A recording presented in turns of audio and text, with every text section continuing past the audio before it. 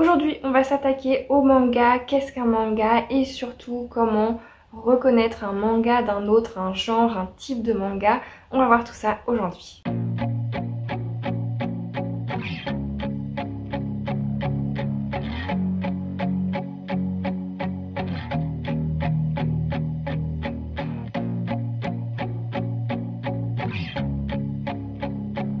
Bonjour à tous, c'est Divine, je suis très heureuse de vous retrouver aujourd'hui pour une nouvelle vidéo où nous allons parler des mangas, du manga de façon générale, pouvoir tout simplement reconnaître les différents types de mangas. C'est une vidéo qui m'a été demandée de savoir voilà qu'est-ce qu'un seinen, qu'est-ce qu'un shonen, qu'est-ce qu'un manga de façon générale.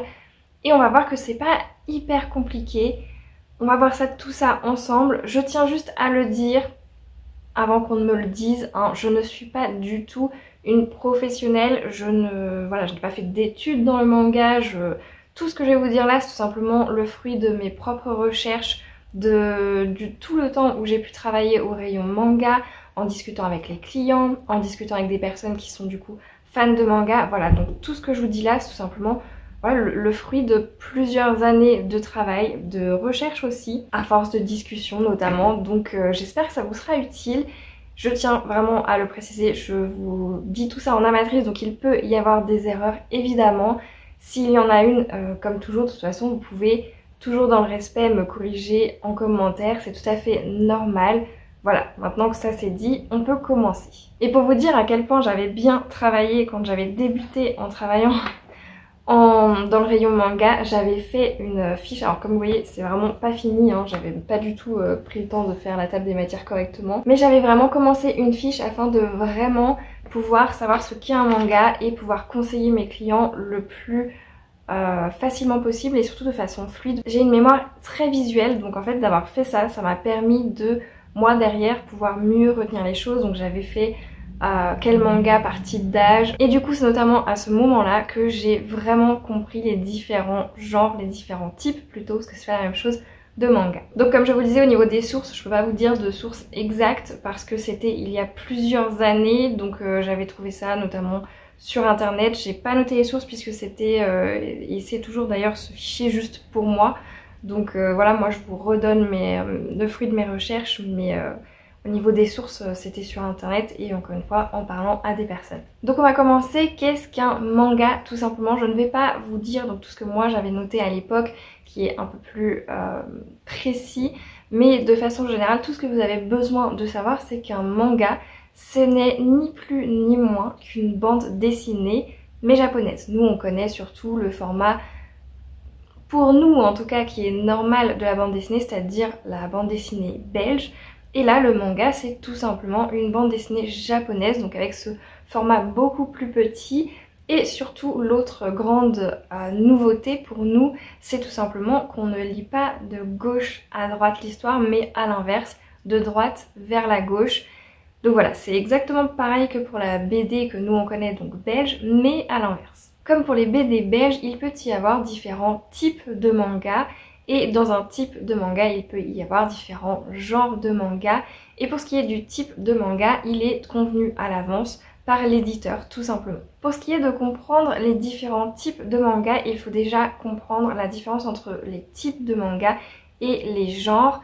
Les types, ça va être tout simplement de façon globale la cible donnée du manga, et les genres, ça peut être de la fantasy, de la romance.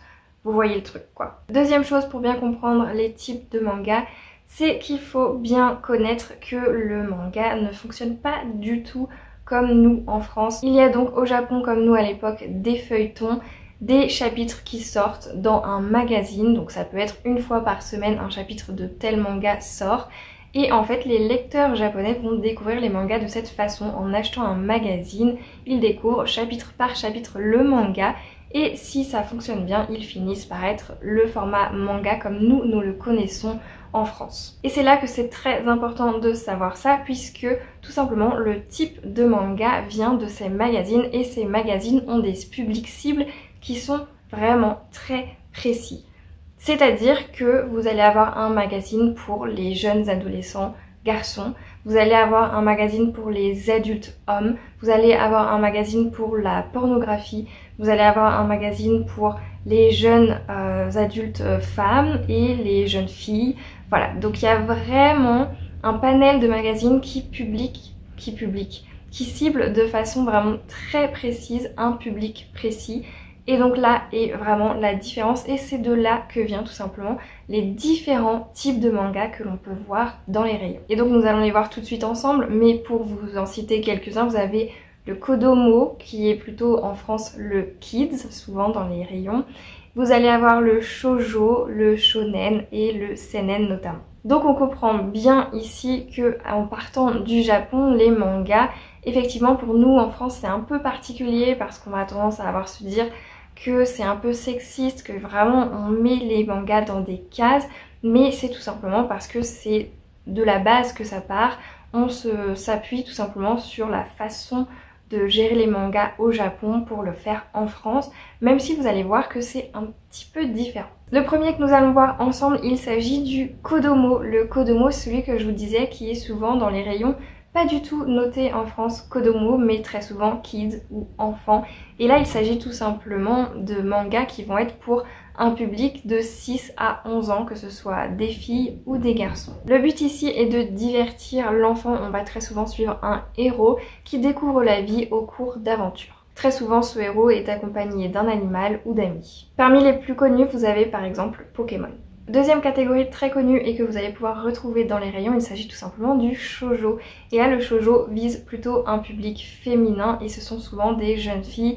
Donc là, on est plutôt entre 11 et 18 ans. Dans le shoujo, on retrouve beaucoup de genres différents et des sujets extrêmement variés. Ça peut passer de la romance, de l'école, du sport, de la musique, un peu de tout finalement. Le shoujo contient principalement un personnage principal féminin et il a un style graphique très raffiné. On y retrouve aussi très facilement des personnages idéalisés, un homme mystérieux qui va être un peu froid au premier abord mais ensuite très dévoué. Les traits des mangaka sont souvent mignons et très souvent on va aussi retrouver pour le shoujo de la romance, même si ce n'est pas que ça. Comme shoujo assez connu, vous allez avoir les nanas ou les fruits basket. Nous allons ensuite parler du type de manga le plus connu qui est finalement l'équivalent du shoujo. Il s'agit donc du shonen. C'est donc l'équivalent du shoujo mais cette fois pour les jeunes garçons qui vont donc entre 11 et 18 ans. Je suis sûre que vous connaissez tous One Piece, Naruto ou Dragon Ball. Et il s'agit tout simplement de shonen. Donc là, on va être surtout sur une structure avec beaucoup d'action et toujours systématiquement un héros garçon qui va s'améliorer et toujours être accompagné pour s'améliorer. Ce sont des mangas qui sont très dynamiques et très souvent le héros donc qui est tout jeune va se construire et se découvrir un talent caché qui va lui permettre de réaliser son rêve. Ce qui est propre au shonen, c'est vraiment l'accomplissement par différentes choses positives. C'est très important que ce soit par le courage, tout ce qui est le relationnel, donc avec ses amis, on y arrive à plusieurs et vraiment toujours la persévérance. Il y a finalement ce truc de c'est positif, on va y arriver ensemble. On part de rien pour vraiment s'améliorer, s'accomplir ensemble et notre héros vraiment passe de rien à il réussit. Je vous en ai déjà cité 3, vous avez donc Naruto, Dragon Ball ou One Piece. On va ensuite s'attaquer au seinen et là c'est un cas un peu particulier parce que la base au Japon n'est pas ce qu'il se passe au final en France. Le seinen à la base c'est tout simplement pour un public masculin plus âgé, plus mature, adulte. Donc on va dire c'est un peu comme si le shonen c'était le young adult qui est autant lu par des adultes que par des jeunes.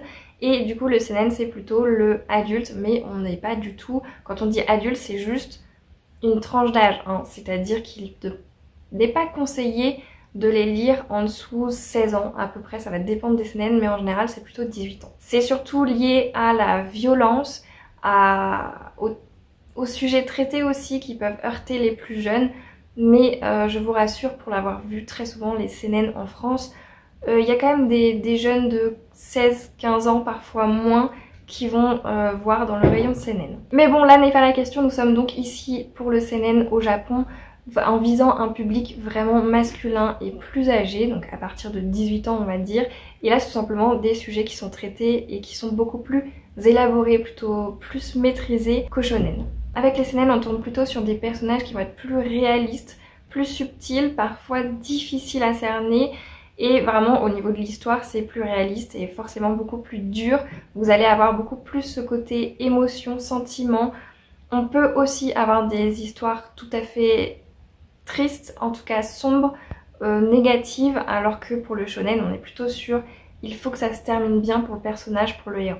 Donc ça c'est vraiment le public cible du Japon, mais en France c'est un peu différent puisque vous n'allez avoir que très souvent 3 catégories, 4 si on compte le côté kids, mais de façon globale, outre ces catégories, donc il s'agit tout simplement du shonen, du shoujo et du seinen.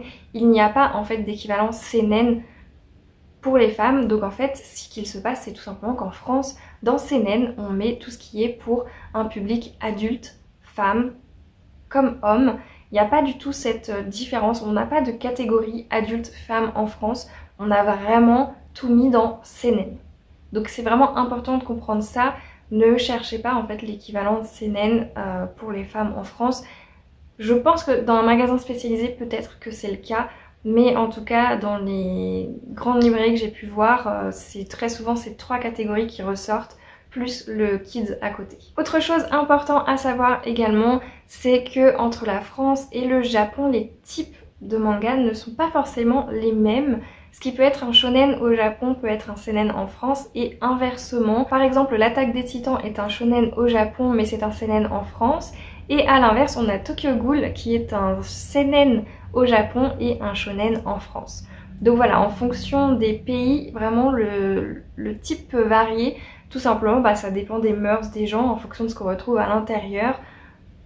Ça va dépendre vraiment des populations tout simplement. Parmi les seinen les plus connus, vous avez par exemple Berserk, Akira ou Gun, que je n'ai jamais su dire. On a donc passé les catégories les plus vues et les plus présentes dans les rayons en France. Maintenant, je vais passer aux catégories que vous pouvez quand même entendre parler, que vous pouvez entendre dans la bouche de certaines personnes qui connaissent beaucoup plus le monde du manga et qui peuvent tout simplement venir vous demander tel ou tel type de manga en rayon. Et si comme moi vous n'avez pas fait les recherches, vous pouvez être très surpris parfois et avoir l'air très bête devant vos clients. Donc faites des recherches si vous arrivez dans un rayon manga, c'est très important. Je vous le disais donc, le seinen c'est pour nous tout en même temps, mais au Japon il y a 2 catégories et parfois une personne peut venir vous voir et vous demander du josei. Je tiens particulièrement à m'excuser parce que je suis certaine de ne pas formuler correctement les mots en japonais. Je n'ai jamais fait de japonais, je n'ai jamais entendu de japonais, donc c'est possible que je prononce très très mal josei, josai, je ne sais pas comment on dit. Donc voilà, je m'excuse d'avance. Et donc vous l'aurez compris, le josei c'est tout simplement l'équivalent du seinen, mais pour les femmes plus adultes, plus matures, qui recherchent quelque chose de plus sombre, plus triste et plus travaillé que le shoujo. La prochaine catégorie, je suis sûre que vous en avez déjà vu dans les rayons, ils sont très souvent mélangés en fait avec les autres mangas et vous ne savez peut-être pas qu'ils portent un nom. Il s'agit des light novels. Les light novels, tout simplement, c'est ce que vous trouvez qui ont le format manga mais qui sont tout simplement des romans. Vous allez ouvrir votre manga et aux surprises, il s'agit juste d'un texte. Ce sont donc les light novels. Ensuite, vous avez le webtoon qui commence à vraiment se faire une place depuis quelques années dans les rayons. Il y en a de plus en plus. Et attention, il s'agit, d'après mes recherches ici, plutôt d'un manga coréen. En fait, il s'agit tout simplement...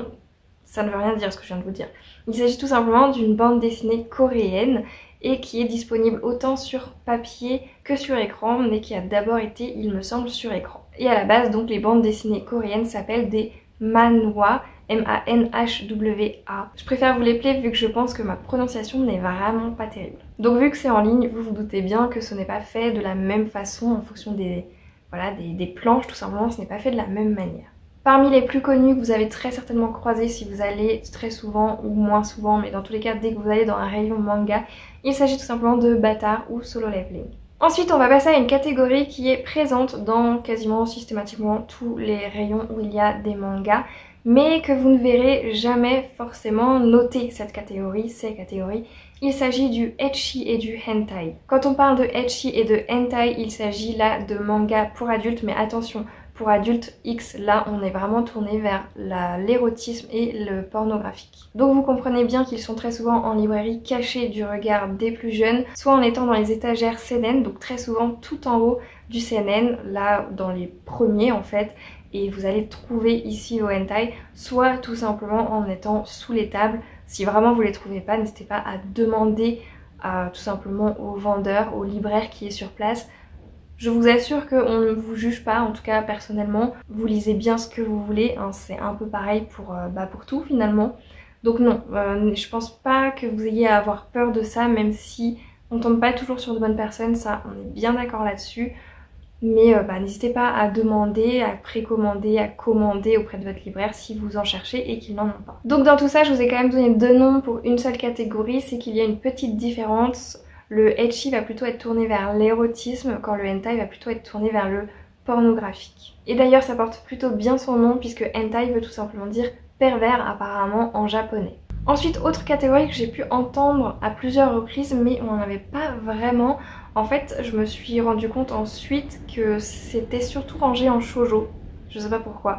Mais il s'agit tout simplement des yaoi. Le yaoi est très souvent écrit et lu par des femmes, c'est donc pour un public plus adulte et il s'agit ici d'histoires traitant de relations homosexuelles, donc entre 2 hommes. Donc attention, ici il s'agit plutôt d'un public visé adulte puisque la relation sexuelle est quand même assez mise en avant. Donc à partir de là, me demandez pas pourquoi est-ce que ça a été très souvent rangé en shoujo. Je pense que maintenant, ces dernières années, il faudrait que je revérifie, mais je suis en train de penser que dans les librairies où je vais, en général, c'est pas classé, c'est plus classé que par titre, plus que par type de manga là où je vais.